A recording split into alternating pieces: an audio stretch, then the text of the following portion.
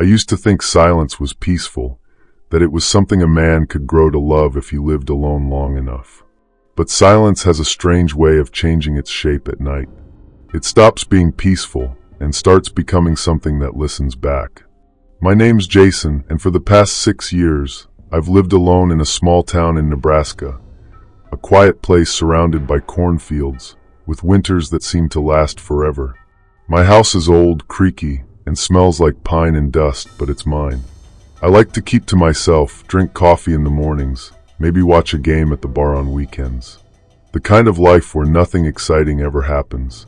Or at least, that's what I thought before I started seeing him again. My neighbor, Mr. Howard, the man who'd been dead for 3 years. I first met Howard the week I moved in. He was already an old man by then, maybe 65, gray hair combed back neatly, thick glasses, always wearing that same old cardigan no matter the season. He never talked much. When I mowed the lawn or took the trash out, he'd just nod from behind his window. Sometimes he'd be sitting by that same window with a cup of coffee, just staring outside as if the world beyond the glass was more alive than the one he lived in. He didn't have visitors, no family that I knew of, no friends, just him in that house. Then one morning, there were flashing lights in front of his place, an ambulance, 2 police cars. They carried him out on a stretcher, covered by a white sheet. I heard later from the mailman that he'd died of a heart attack. The house was locked up the same day. No one moved in. For a while, I'd catch myself glancing toward it at night, expecting to see that familiar glow from his living room lamp.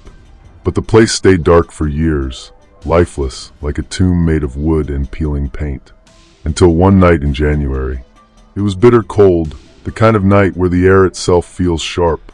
I'd been watching a game, the kind you leave on just for background noise, when something flickered in my peripheral vision.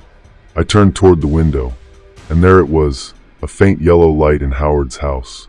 Specifically, from the upstairs window where his study used to be. I frowned, thinking maybe some teenagers had broken in, or the city was finally showing the house to a buyer. But before I could look longer, the light went out. Just gone, like someone had flipped the switch as soon as I noticed. I told myself it was probably a wiring glitch. Old houses do that. But the next night, at exactly the same time, 11 p.m., the light came on again. Only this time, there was a shadow behind the curtain. A figure, still silent, standing close to the window. I leaned forward, pressing my forehead against the cold glass. Whoever it was, they weren't moving, just standing there, staring out toward my house. My pulse began to race, that irrational sort of panic you get when your brain tells you something doesn't make sense. I reached for my phone, thought about calling the sheriff, then laughed it off. Maybe a homeless guy broke in, or maybe I was just seeing things. But when morning came, I walked across the street to check. The snow was untouched. No footprints. The door still padlocked, rusted. Even the mailbox was frozen shut. That night I couldn't sleep. Every creak in my house sounded like footsteps.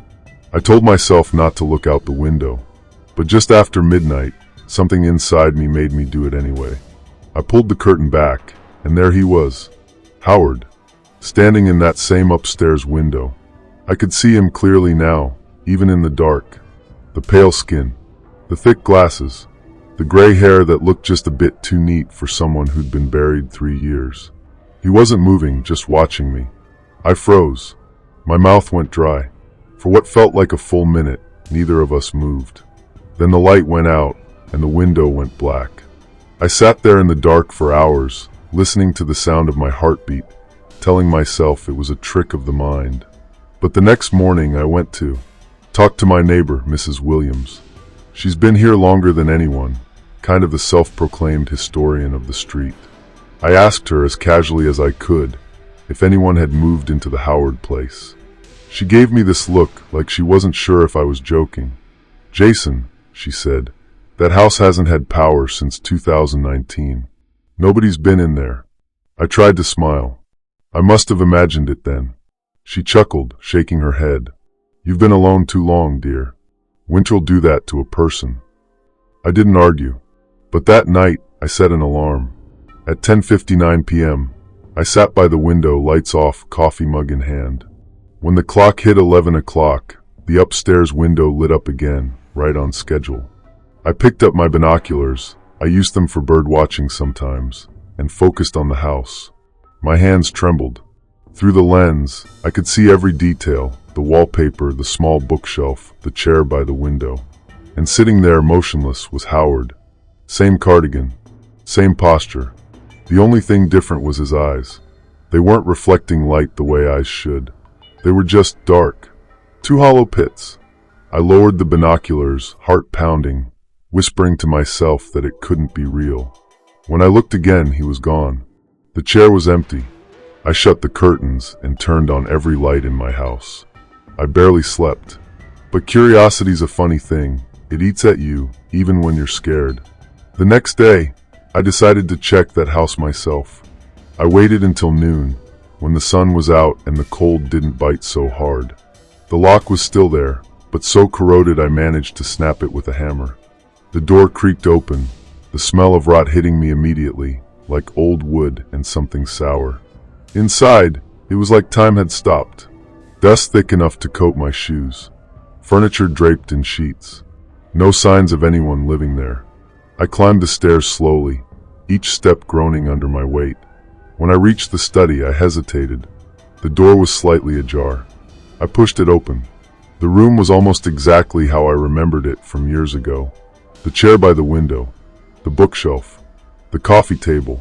Only one thing was off. There was a coffee mug sitting on the table, half full. Steam rose from it, faint but real. I stared at it, my breath fogging in the cold air. "Hello," I called out, my voice cracking. No answer, just the faint creak of wood settling.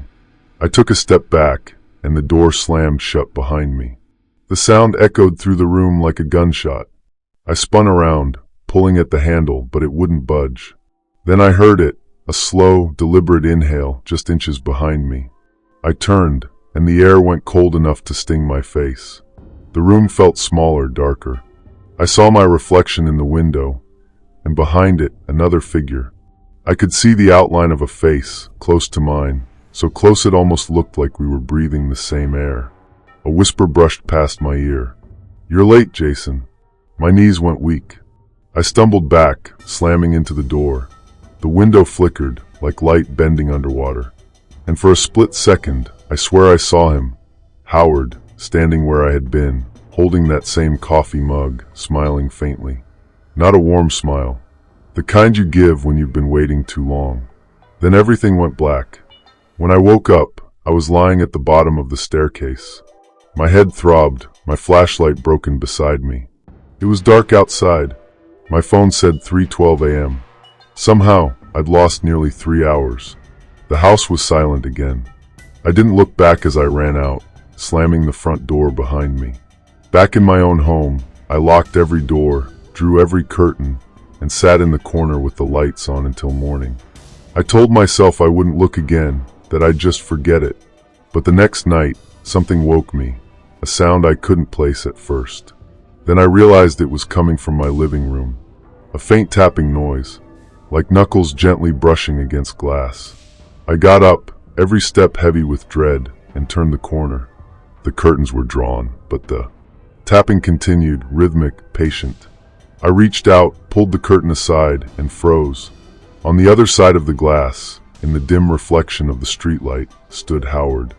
His eyes were black holes, his mouth moving slowly, silently. He lifted one trembling hand and pressed it against the window. For a second, I thought I could see frost forming where his fingers touched the glass. Then he mouthed something. 3 words. "Let me in." I stumbled backward, nearly falling. But when I blinked, he was gone. The street outside was empty again. The next morning, I checked the window. On the glass, faintly traced in condensation, were 5 fingerprints. Cold, perfectly formed. I wiped them away, but the chill in that spot lingered all day, like the glass remembered. That was the beginning. The start of nights filled with whispers, footsteps, lights flickering in that dead house across the street. And every time I dared to look, I saw him a little closer. The window, the porch, the street, until one night, I woke to the sound of my own front door creaking open. After the police left that night, the neighborhood fell silent in a way I'd never heard before, as if the air itself had been shocked into stillness. The dirt they dug from Harold Finch's yard still clung to my shoes, and every time I looked out my window, I saw that patch of disturbed ground glinting under the weak light of the street lamp. They said they'd found a body there, decomposed but recognizable enough through dental records. It was him. Harold Finch had been dead for 3 years, murdered, they suspected, by no one yet identified.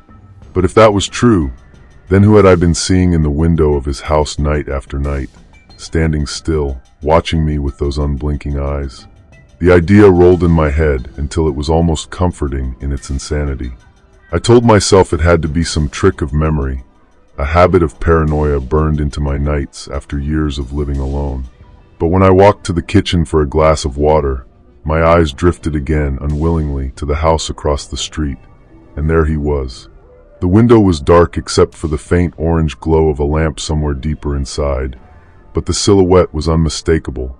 Tall, slightly hunched, the head tilted the same way I remembered. My hand froze around the glass, and I could hear the faintest sound, like tapping against the inside of the glass pane. I tried to blink it away, tell myself I was dreaming, that exhaustion was playing its cruel tricks again, but I swear I saw the head move. Just slightly, just enough. I backed away from the counter, turned off every light, and sat in the dark with my heart slamming in my chest. At some point, I must have fallen asleep there, because I woke up to sunlight crawling across the floor. Morning made everything look harmless again.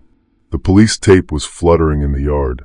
A few curious neighbors were standing around, talking, filming, posting it on whatever social media would listen. Body found after 3 years. Creepy neighbor mystery. I didn't go near it. I stayed inside and tried to pretend my house wasn't staring back at me. But by the 3rd day, I couldn't help it. The need to understand outweighed the fear. I walked over to Finch's house around noon, when everything was bright and ugly with daylight.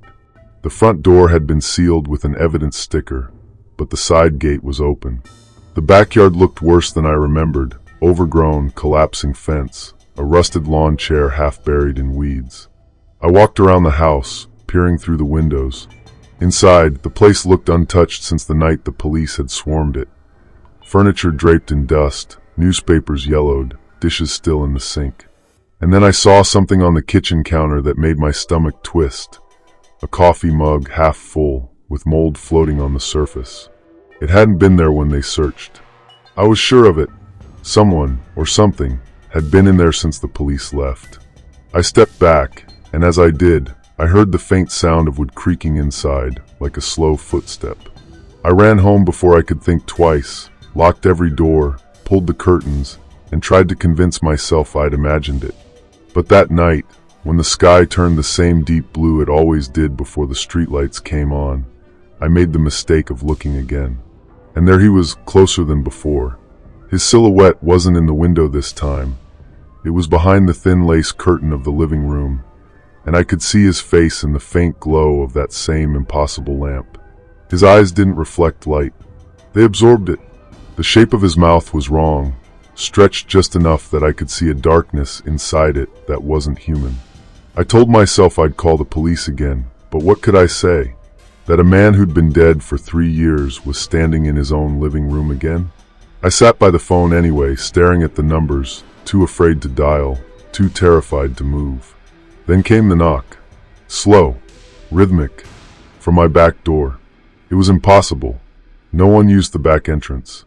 I froze, the sound coming. Again, steady as a metronome.